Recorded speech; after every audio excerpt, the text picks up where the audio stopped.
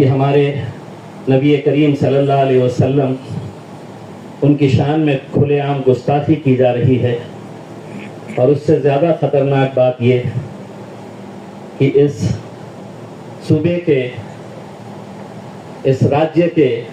مکھیہ منتری اس کی تائید کرتے ہیں۔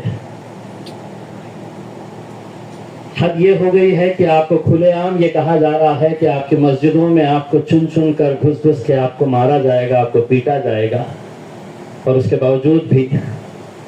ہم سب سن رہے، ہم سب دیکھ رہے۔ کہیں ایسا قانون لایا جا رہا ہے کہ جہاں پر اب آپ کی قبرستانوں کے اوپر، آپ کی مسجدوں پہ، آپ کی درگاہوں پہ ہمارے جو عربی مدارس ہے ان کے اوپر اب نظر پڑی ہوئی ہے۔ یہ شاید ہو اس لیے رہا ہے کہ ہم کہیں نہ کہیں خاموش بیٹھے ہوئے ہیں۔ ہم تو یہ سوچ رہے تھے کہ ہمارے نبی کریم صلی اللہ علیہ وسلم کی جب شان میں گستاخی ہوئی تو پورا مسلمان سڑکوں پر نکل آئے گا، اپنے سیاسی جو بھی اختلاف ہوگے،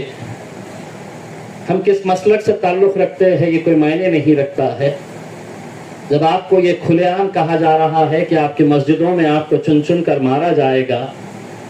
تو اس مسجد کے اندر کون کس پولیٹیکل پارٹی سے تعلق رکھتا ہے، کس مسلک سے تعلق رکھتا ہے، یا آپ سے بایو ڈاٹا لے کر آپ کو پیٹا جائے گا، ایسا نہیں ہے۔ ہم خاموش ہیں، اسی لیے ان کی ہمتیں بڑھتی جا رہی ہے۔ سرکار ہر بار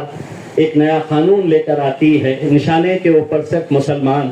حد تو یہ ہو گئی ہے کہ ہماری بچیوں نے حجاب پہننا یا نہیں پہننا چاہیے، اس کے اوپر بھی نہ جانے کتنے مہینوں تک اس کے اوپر بحث چلتی رہی ہے۔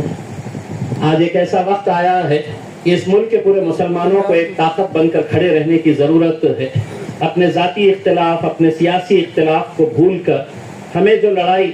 سڑک کے اوپر لڑی ہے، وہ لڑائی سڑک کی،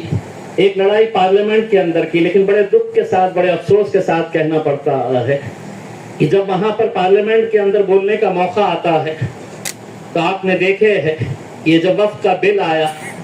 تو جن لوگوں کو آپ نے وہاں پر بھیجا تھا اپنے ووٹ کی طاقت کے بنیاد کے اوپر، تو وہ باہر نکل کر آ گئے۔ تائید کرنا تو بہت دور کی بات ہے،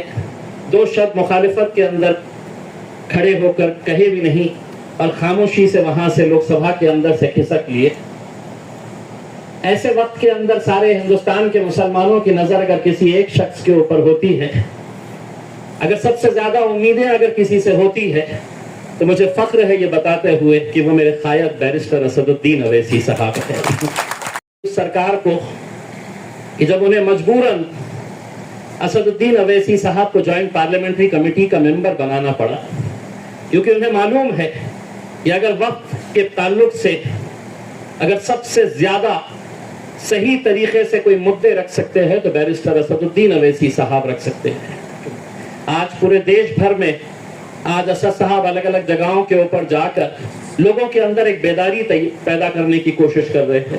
انشاءاللہ یہ یہاں پر اتنا بڑا مجمع، یہاں پر کتنے سارے لوگ باہر کھڑے ہوئے ہیں، نیچے ہم نے اسکرین لگایا ہوا ہے،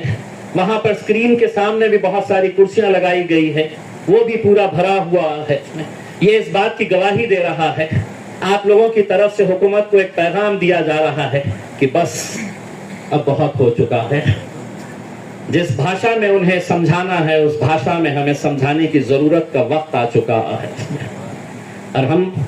آپ لوگوں کی رہنمائی چاہیں گے، آپ لوگوں کا ساتھ چاہیں گے۔ جب یہ کانفرنس لینے کا ہم نے طے کیے تو ہم نے سب سے پہلے